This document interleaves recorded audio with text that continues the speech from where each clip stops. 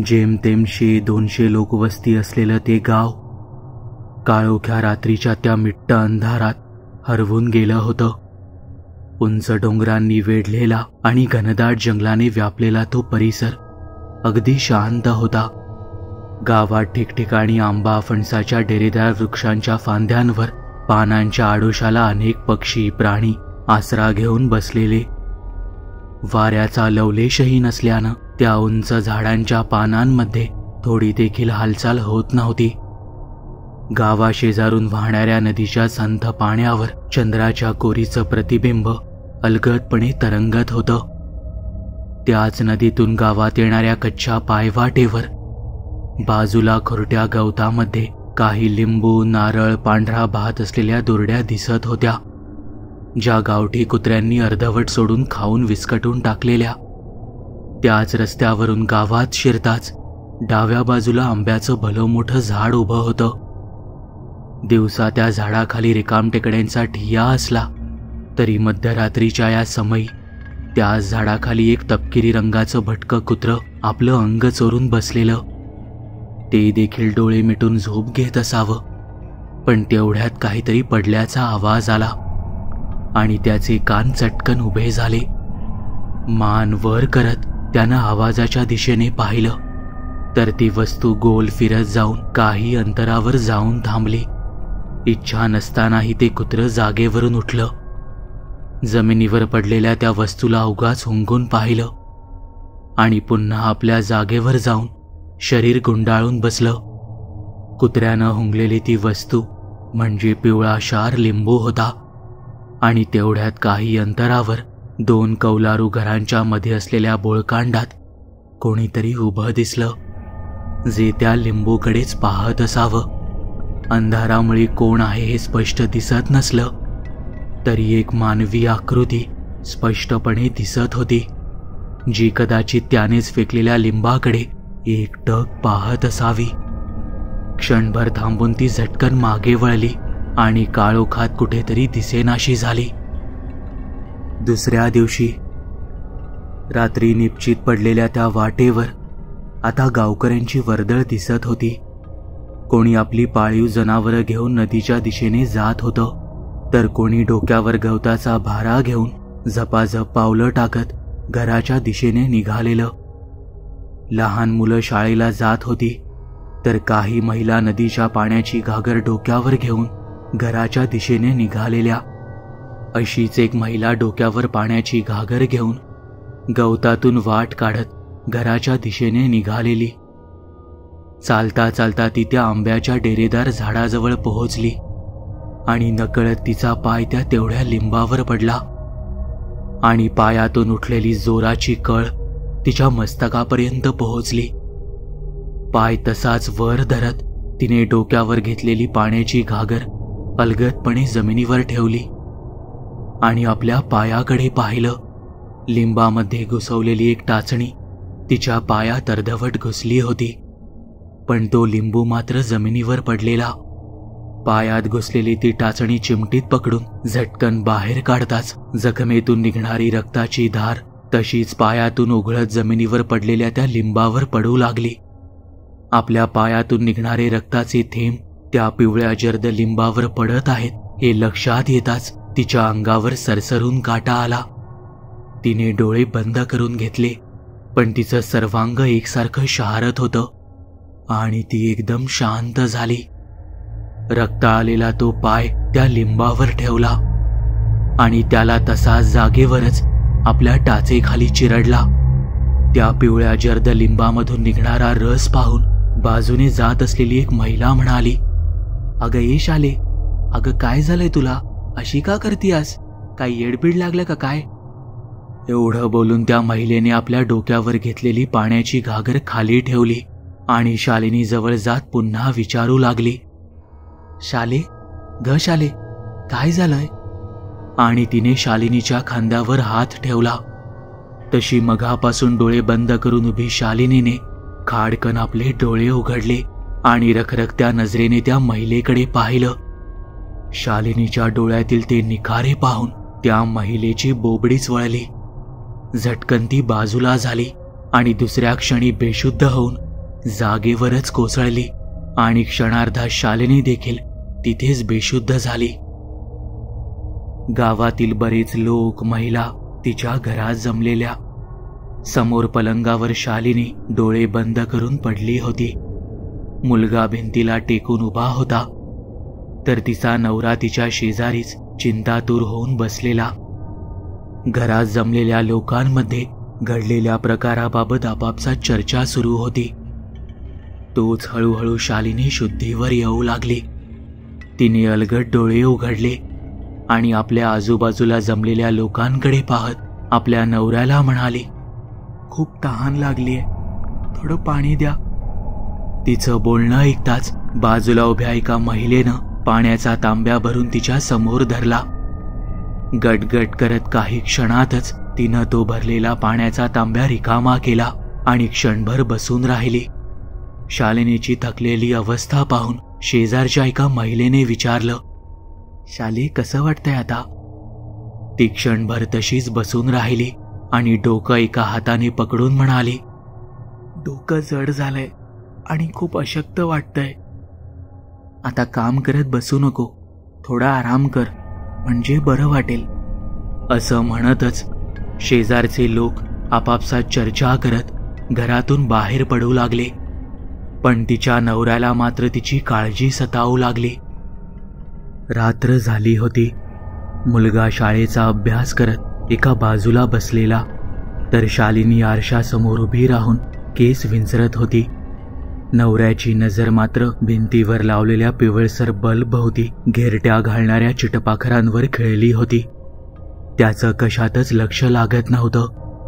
अचानक त्याचं लक्ष शालिनीकडे गेलं, जी कपाटावरील आरशात पाहून आपले केस विंचरत उभी होती.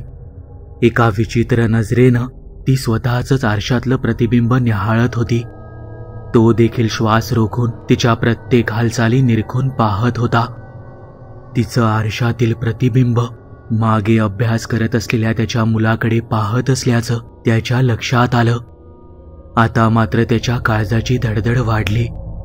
तो कधी आपल्या मुलाकडे पाहत होता, तर कधी शालिनीकडे. आता फक्त शालिनी केस विंचरत उभी होती, पण तिचं आरशातील प्रतिबिंब स्तब्धपणे तिच्या मुलाकडे पाहत विचित्र हास्य करत होतं. आणि दुसऱ्या क्षणी शालिनी त्याच्या अंगावर धावली आणि तो खाडकन शुद्धीवर आला. त्याची झोपमोड झाली होती. त्याने आपल्या मुलाकडे पाहिलं. मुलगा खाली जमिनीवर अंथरूण टाकून झोपला होता, तर शालिनी लाईट बंद करत होती. "लाईट नको बंद करू."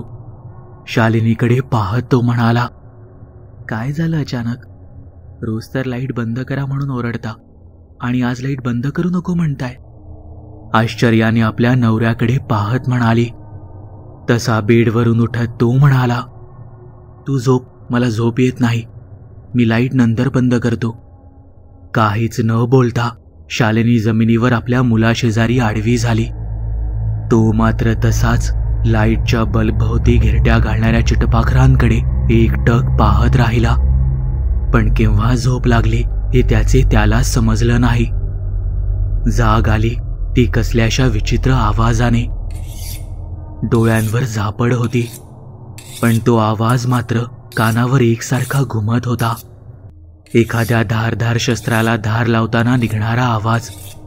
त्यानं हळुवारपणे डोळे उघडले, तर सर्वत्र मिट्ट काळोख पसरलेला. त्यानं आवाजाच्या दिशेने पाहिलं.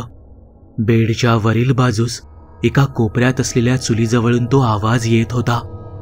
त्याने मान वर केली आणि डोळे किलकिले करून पाहिलं, तर सारं काही अस्पष्ट दिसत होतं.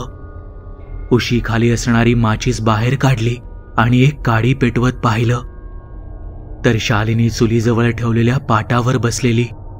तिच्या हातात धारधार विळा होता, जो शेतातील गवत कापण्यासाठी वापरतात. तिचे केस पूर्णपणे विस्कटून चेहऱ्यावर आले होते. त्यामुळे झाकलेल्या केसांमधून अर्धवट दिसणारा चेहरा अधिकच भयावह वाटत होता. "शालिनी, इतक्या रात्रीची चुलीजवळ बसून काय करत आहेस? भूक लागली आहे का तुला?"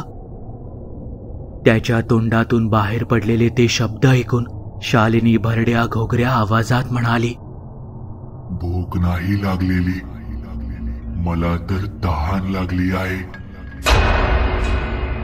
आणि तिने आपल्या हातात धरलेला तो धारदार विळा हवेत उंच नेला. तशी त्याची नजर खाली जमिनीवर गेली आणि त्याच्या काळजाचा थरकाप उडाला. डोळे विस्फारून समोरचं भयान दृश्य पाहत होता. कारण शालिनीच्या पायाशेजारी त्यांचाच मुलगा निपचित पडलेला आणि हवेत उंचावलेल्या त्या विळ्याचा घाव शालिनीने मुलाच्या मानेवर मारला आणि एका पाठोपाठ एक धपधप असे घाव ती त्याच्या मानेवर करू लागली आणि तो अचानक भानावर आला. इतकं भयानक स्वप्न. सकाळ झाली होती. शालिनी चुलीपुढे बसून भाकरी थापत होती. भाकरी थापतानाचा तो थपथप असा आवाज येत होता. रखरखते लाल निखारे चुलीमध्ये सरकवत ती भाकरी थापत होती. बाजूला कपाटासमोर उभा त्याचा मुलगा केस विंचरून शाळेला जाण्याच्या तयारीत होता. शाळेचं दप्तर पाठीवर घेतलं आणि दारात वाट पाहत उभ्या आपल्या सवंगड्यांसोबत गावातील शाळेकडे निघाला. तो बेडवर उठला आणि क्षणभर तसाच बसून राहिला. रात्री पडलेली ती 2 स्वप्न फार विचित्र होती. तो उठून उभा राहिला आणि डोक्यावर पाण्याची घागर घेऊन शालिनी दारात आली. तिला दारात पाहून तो सुन्न झाला. भेदरलेल्या नजरेनं त्यानं चुलीकडे पाहिलं तर तिथे कोणीच नव्हतं. अहो, असं काय पाहताय? डोक्यावरची घागर तरी खाली घ्या. शालिनीचं बोलणं ऐकून तो शुद्धीवर आला. तिनं डोक्यावर घेतलेली घागर खाली घेत तशीच चुली शेजारी नेऊन ठेवली आणि काहीच न बोलता आंघोळीला गेला. चहा घेऊन तो काहीसा घाईघाईने बाहेर पडत होता. आव, भाकरी तरी खाऊन जावा. नको, आलो थोड्या वेळात. इतकं म्हणत तो घराबाहेर पडला आणि भिंतीला चिकटून ठेवलेली सायकल घेतली. शालिनी उंबऱ्याच्या आत उभी त्याच्याकडेच पाहत होती. पण तिच्याशी काहीच न बोलता तो सायकलवर बसला आणि गावाच्या कच्च्या रस्त्याने निघाला. ऊन चांगलंच तापू लागलं होतं. घराच्या बाजूला असणाऱ्या गोठ्यात बांधलेली जनावरं सुकलेला चारा खात बसलेली. एखादा शेतकरी बैलगाडी घेऊन शेतात निघालेला दिसत होता, तर काही महिला हातात खुरपं विळा घेऊन शेतात निघालेल्या. त्याच्या डोक्यात मात्र एक वेगळंच विचारचक्र घुमत होतं. राहून राहून त्याच्या डोक्यात त्या विचित्र घटना, ते भयानक स्वप्न आणि ते चित्रविचित्र भास आता थैमान घालत होते. ती माझी पत्नी शालिनी असू शकत नाही. नक्कीच तिच्या शरीरात काहीतरी विचित्र शक्ती वावरत आहे. तिचं वागणं, बोलणं आणि असून देखील नसणं हे सर्व कशाचा संकेत असावेत? एक ना एक विचार सुरूच होते आणि त्याची सायकल एका घराशेजारी पोहोचली. ते एक छोटंसं जुन्या पद्धतीचं कौलारू घर होतं. अंगणात डाव्या बाजूला बनवलेल्या छोट्या गोठ्यामध्ये एक पांढरी शुभ्र गाय होती आणि तिच्या पायाशी तिचं वासरू घुटमळत होतं. तर उजव्या बाजूला एक मध्यम उंचीचं उंबराचं झाड होतं. 60 ओलांडलेली एक वयस्कर व्यक्ती तोंडातल्या तोंडात मंत्र पुटपुटत त्या उंबराच्या झाडासभोवती हात जोडून प्रदक्षिणा घालत होती. बाजूला ठेवलेल्या पितळेच्या तांब्यातील पाणी त्या झाडाच्या बुंध्यावर ओतलं आणि नमस्कार करून काहीतरी मंत्र पुटपुटत ती व्यक्ती आत गेली. तो मात्र अजूनही अंगणातच उभा होता. इतक्यात घरातून एक लहान मुलगी बाहेर आली आणि आत येण्यास त्याला सांगितलं. पायातील चपला तिथे अंगणातच उतरवल्या आणि छोट्याशा उंबऱ्यातून किंचित झुकत तो त्या घरात गेला. घराच्या ईशान्य कोपऱ्यात असलेल्या छोट्याशा देव्हाऱ्याच्या बाजूला बसलेल्या त्या व्यक्तीनं आपल्या पुस्तकांना प्रणाम केला आणि त्याला बसायला सांगितलं. भिंतीकडे टाकलेल्या चटईवर तो हात जोडून बसला. तसं पुजाऱ्याने त्याला येण्याचं कारण विचारलं. काल माझी बायको शालिनी नदीतून पाणी घेऊन घरी येत होती. कोणीतरी टाकलेल्या उतार्याच्या लिंबावर तिचा पाय पडला आणि त्यातच घुसवलेली टाचणी तिच्या पायात रुतली. रक्ताची धार लागली आणि रक्ताचे काही थेंब त्या लिंबावर पडले. तेव्हापासून तिच्या वागण्यात बदल झालाय. पुजाऱ्यांनी देवाला नमस्कार केला आणि पंचांग उघडलं. तिथेच बाजूला ठेवलेली पाटी आणि पेन्सिल उचलली. त्या काळ्या भोर पाटीवर पेन्सिलने आडव्या उभ्या रेषा रेखाटल्या. त्यामध्ये काहीतरी लिहिलं आणि क्षणभर डोळे बंद करून तसेच बसून राहिले. फेरा. ती एका न संपणाऱ्या फेऱ्यात अडकलीये. 2 दिवसांनी अमावस्या आहे. तोवर तिची काळजी घे. तिला कुठेही एकटी सोडू नको. जेव्हा ती स्वतःच्या खऱ्या रूपात येईल तेव्हा तिला गावच्या मंदिरात आणायला हवं. तोवर घरात कोणत्याही प्रकारचा मांसाहार करू नको. त्यांचं बोलणं ऐकून आपली सायकल घेऊन तो पुन्हा घराच्या दिशेने निघाला आणि त्याच्या डोक्यात विचार घुटमळू लागले. घरी पोहोचला खरा, पण त्याचं लक्ष कशातच लागत नव्हतं. शालिनी घरकामात व्यस्त होती आणि तो मात्र तिच्याकडे पाहून अस्वस्थ होऊ लागला. ती खरंच बसून काम करते की मला असा भास होतोय की तिथे बसलीये आणि काम करते? असे एक ना अनेक विचार त्याच्या डोक्यात सतत सुरू होते आणि 2 दिवस असेच निघून गेले आणि ती रात्र आली. जेवण उरकून सर्व झोपी गेले, पण तो मात्र अजून जागा होता. भिंतीवर लावलेल्या कॅलेंडरवर त्याची नजर खेळली होती. अमावस्या सायंकाळी सुरू झाली होती. रात्र भरत येता येता अमावस्येचा प्रभाव अधिकच तीव्र होत जाणार होता. तो पलंगावर आडवा पडला, पण त्याची झोप मात्र उडालेली. अमावस्येच्या रात्री पसरलेला तो भयान काळोख अधिकच भीषण वाटत होता. पलंगाशेजारी असणाऱ्या उघड्या खिडकीतून थंडगार हवेचे झोके झेपावत उकाड्याने हैराण झालेल्या शरीराला सुखावत होते. मान तिरकी करून त्याने खिडकीतून बाहेर पाहिलं तर निरभ्र आकाशात लखलखत्या अगणित चांदण्या अधिकच मोहक दिसत होत्या. हळूहळू त्या थंडगार वाऱ्याची जादू त्याच्या थकलेल्या शरीरावर मनावर होऊ लागली आणि काही वेळातच तो झोपी गेला. कूस बदलताना त्याला जाग आली. एव्हाना मध्यरात्र उलटून गेली होती. भिंतीवर लावलेला बल्ब अजून तसाच सुरू होता.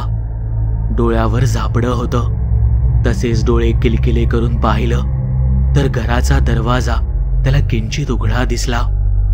भोवया आकसून त्यानं खाली जमिनीवर पाहिलं तर त्याचा मुलगा एकटाच अंथरुणावर झोपलेला त्याला दिसला. पण शालिनी मात्र त्याच्या बाजूला नव्हती आणि तो ताडकन उठून बसला. संपूर्ण गावात एकच भयान शांतता पसरलेली. अमावस्येच्या त्या काळोख्या रात्री दूर पसरलेल्या जंगलात कुठेतरी कोल्हेकोई होताच. सारा परिसर भीतीनं थरारून जायचा. गावात रस्त्याकडेला ठिकठिकाणी उभ्या लोखंडी खांबावर चमकणाऱ्या सफेद लाईटच्या बल्बचा प्रकाश दूरवर पसरलेला. त्याच अंधुक प्रकाशात गावातून बाहेर जाणाऱ्या पायवाटेवर कोणीतरी चालत असल्याचं दिसत होतं. एक अस्पष्ट आकृती, वाऱ्यावर उडणारे विस्कटलेले मोकळे केस, हवेत हेलकावे घेणाऱ्या तिच्या साडीचा पदर, चालताना प्रत्येक पावलांवर छन छन वाजणाऱ्या पैंजणांचा आवाज जो रात्रीच्या नीरव शांततेत घुमत होता. तो आवाज ऐकून रस्त्याकडेला उभ्या त्या आंब्याच्या झाडाखाली शरीराचे वेटोळे करून बसलेल्या गावठी कुत्र्यानं आपली मान उंचावली. रात्रीच्या काळोखात शालिनीचा मुलगा आणि तिचा पती दोघंही संपूर्ण गावामध्ये तिला शोधू लागले. दोघांनी संपूर्ण गाव धुंडाळून काढलं, पण शालिनीचा कुठेच थांगपत्ता लागत नव्हता. तिचा मुलगा गावातील प्रत्येक घरातील माणसाला जागा करून आपल्या आईला शोधण्यासाठी मदत करायची विनंती करू लागला, तर तिचा नवरा तिला गावात शक्य त्या जागी शोधू लागला. पण सर्व प्रयत्न फोल ठरत होते. आता संपूर्ण गाव शालिनीचा शोध घेण्यासाठी रात्रीच्या काळोखात बाहेर पडलं. कोणी हातात टॉर्च घेतलेली तर कोणी पेटत्या मशाली घेऊन चालत होतं. शालिनीचा नवरा अंधारातून वाट काढत चालत नदीकाठी पोहोचला. संपूर्ण नदीकाठचा परिसर दाट गर्द झाडींनी भरून गेलेला. नदीचं पाणी अगदी संथपणे वाहत होतं. तो तसाच चालत नदीवर बांधलेल्या त्या रुंद पुलावर पोहोचला. त्या पुलावर त्याला गावात लोकांची चाललेली हालचाल अगदी स्पष्ट दिसत होती. रात्रीच्या त्या नीरव शांततेत कानावर पडलेल्या एका विचित्र आवाजानं त्याचं लक्ष वेधून घेतलं. एखाद्या हिंस्त्र श्वापदाच्या गुरगुरण्याचा आवाज ऐकून तो जागेवरच थांबला. वळून आवाजाच्या दिशेचा वेध घेऊ लागला. नदीकाठी एका दगडावर त्याला कसलीशी हालचाल होत असल्याचं जाणवलं. पुलावरून चालत जात नदीकाठी उतरू लागला. नदीकाठचा परिसर दाट झाडी आणि गोल वेटोळ्या दगडगोट्यांनी व्यापलेला. स्वतःचा तोल सांभाळत तो हळूहळू खाली उतरू लागला आणि त्याची नजर नदीकाठी असलेल्या एका काळ्याभोर दगडावर खेळली. हातातील टॉर्चच्या प्रकाशात त्याने पाहिलं तर त्या दगडावर पाठमोरं कोणीतरी बसलेलं. नदीच्या पाण्यात सोडलेले पाय मंदपणे हेलकावे घेत होते. लांब मोकळे केस पाठीवर पसरलेले, तर खांद्यावर घेतलेला पदर खाली आला होता. पुढं जाण्याची त्याच्यात हिंमत नव्हती, पण त्याच्या समोर दुसरा पर्याय देखील नव्हता. दबक्या पावलांनी नदीकाठच्या त्या वेटोळ्या दगडांवर चालत तिच्या जवळ पोहोचला आणि हाक दिली, शाले, शाले, इथे काय करत आहेस? घरी चल. पाठीमागून आलेला त्याचा आवाज ऐकून तिनं पायाला हेलकावे देणं बंद केलं. क्षणभर ती तशीच बसून राहिली आणि हळुवारपणे मागे त्याच्याकडे वळून पाहिलं. बॅटरीच्या सफेद प्रकाशात तिचं भयानक रूप पाहून त्याच्या काळजाचा थरकाप उडाला. रक्त आलेला जबडा आणि तोंडातून ओघळणारे रक्त आणि बॅटरीच्या प्रकाशात तिच्या मांडीवर असलेली ती गोष्ट त्याने पाहिली. एका प्राण्याचा छिन्न विछिन्न झालेला मृतदेह तिच्या मांडीवर होता. कदाचित त्याचेच लचके तोडून ती खात असावी. तिची अवस्था पाहून त्याच्या पायाखालची जमीनच सरकली. तो तिथेच कोसळणार इतक्यात त्याच्या मागे जमलेल्या गावकऱ्यांनी त्याला सावरलं. रात्रीचे 2 वाजले असतील. सर्व लोक गावच्या त्या मंदिरात जमले होते. काही महिला मंदिराच्या बाहेरच उभ्या होत्या, पण पुरुष मंडळी मात्र मंदिराच्या भिंतीला पाठ टेकवून बसले होते. मंदिराच्या मधोमध एक पितळेचा खांब उभा होता आणि त्या खांबाला शालिनीला जाड दोरीने बांधून ठेवलेलं. ती अगदी शांत बसून होती. पुजाऱ्याने देवाची आराधना केली. देवाच्या पायाशी असलेला शेंदूर हातात घेऊन तो तिच्या दिशेने चालत आला आणि तिच्या अंगावर फेकला. तशी ती भयंकर वेदनांनी किंचाळली आणि ओरडू लागली. जसा कोणीतरी पेटता धगधगता निखारा तिच्या अंगावर ठेवावा तशी ती ओरडू लागली. तिच्या आर्त किंकाळ्यांनी संपूर्ण मंदिर परिसर हादरून गेला. तिचं ओरडणं, किंचाळणं, टाहो फोडणं सुरूच होतं. तू जे कोणी आहेस, शालिनीचं शरीर सोडून कायमचं निघून जा. पुजाऱ्याच्या तोंडून बाहेर पडलेले ते शब्द ऐकताच खांबाशी बांधलेल्या शालिनीच्या तोंडातून एक विदारक हास्य बाहेर पडलं. हा फेरा असा सुटणार नाही. बोल, काय हवं तुला? अशातच अमावस्येची ती काळी रात्र आता हळूहळू पुढे सरकू लागली.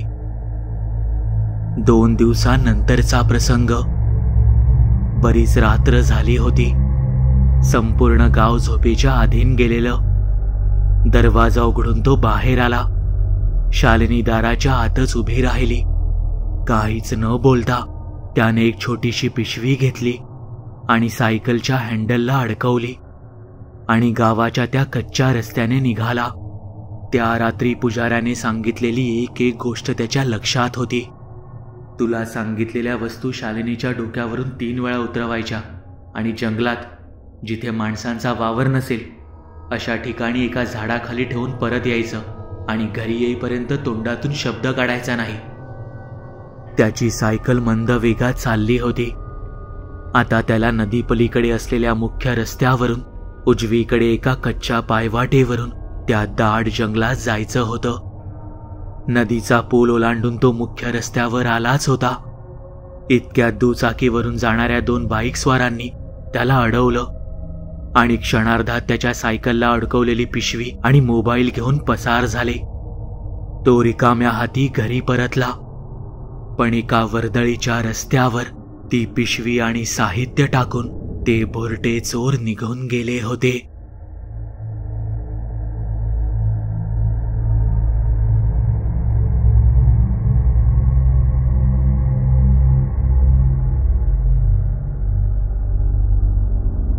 तुम्हाला ही कथा आवडली असेल तर या व्हिडिओला लाईक आणि शेअर करायला विसरू नका.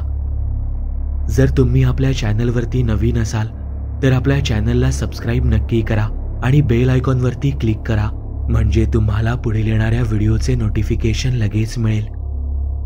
तुमच्याकडेही अशा कथा किंवा अनुभव असतील तर ते तुम्ही मला आपल्या वेबसाईटद्वारे म्हणजेच TKStoryteller.com द्वारे पाठवू शकता. त्याची लिंक मी या व्हिडिओच्या डिस्क्रिप्शनमध्ये दिली आहे. आपल्या चॅनलबद्दलचे अपडेट्स मिळवण्यासाठी आपल्या फेसबुक, इंस्टाग्राम, ट्विटर आणि टेलिग्राम या चॅनल्सला फॉलो करायला विसरू नका. आपल्या चॅनलवर पोस्ट झालेल्या सगळ्या कथा तुम्ही आता आपल्या वेबसाईटद्वारेही वाचू शकता. त्यासाठी आपल्या वेबसाईटला म्हणजेच TKStoryteller.com ला भेट द्यायला विसरू नका.